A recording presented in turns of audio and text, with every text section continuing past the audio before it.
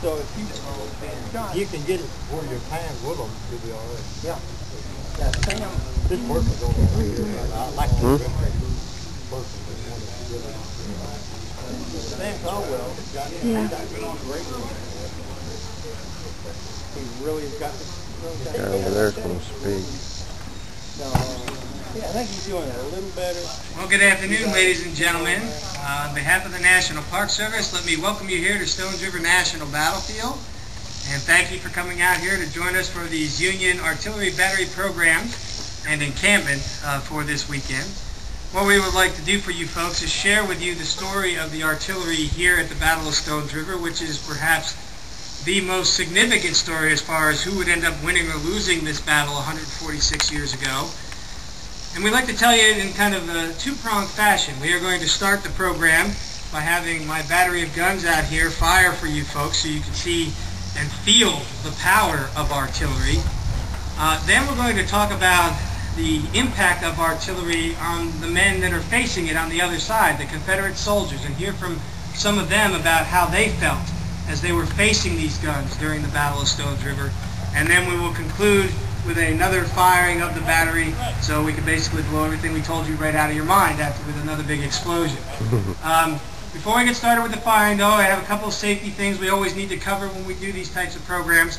Number one, I need everybody to remain behind the roped off section. You can find any place you want to out here, but always be behind the rope while it's going on. Somebody hears out the wrong way, I got to bring out the caisson, strap you to the spare wheel, give you about 5 to 10 lashes, and then that's how we teach people a lesson in the artillery. Also, these guns will be fairly loud. I'm going to start this out by having the guns loaded and then letting the gunners call fire when they're ready. So that means you'll have 5 guns firing at different times. As you begin to see lanyards, ropes stretched taut at the back of the guns, you may want to take some hearing precautions, particularly with little children. Keep a tight hold of any animals. If you have any hearing assistance devices, you may want to turn them down. So just keep those few things in mind. Hello? I'm going to go out and get the battery firing for you folks, and then we'll come back and hear the Confederate point of view of these guns from the business end. Okay.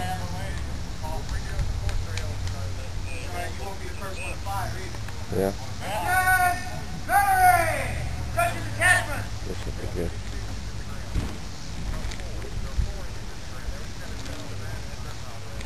All good! Load with K! 2 seconds! Yeah, I know. You can get them all? I've been out there. Okay. Yeah, they say it can damage them. Huh? It can damage them. It's out in the shed. Hold on.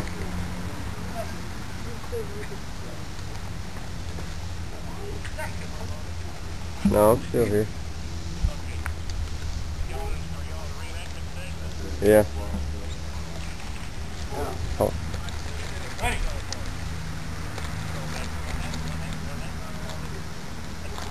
Ready.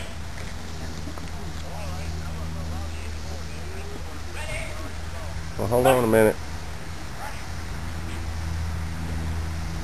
Hey.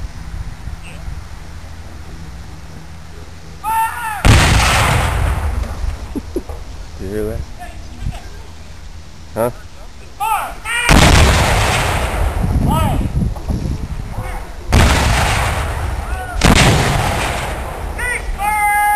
Big gun. Kind of fooled you folks a little bit, didn't I? Did anybody notice anything different about the gun closest to y'all? Were they using a lanyard? There you go. No, actually they're firing the old-fashioned way. These Model 1841 6-pounders were designed and used, prior to and used in the Mexican War when they weren't using friction primers. They were firing with a quill primer filled with powder using a treated rope called slow match wrapped around that lens stock, and they were firing kind of like you would have seen the Revolutionary War folks fire. Guns during the Battle of Stones River, we know of a 4-gun battery on the Confederate side that actually used that method during the entire Battle of the Stones River, so we thought you should throw a little extra something in there for you folks to see. Speaking of the Confederates, if you want to get a picture of what the artillery's impact on this battle was, the best people to ask are the men in gray who are on the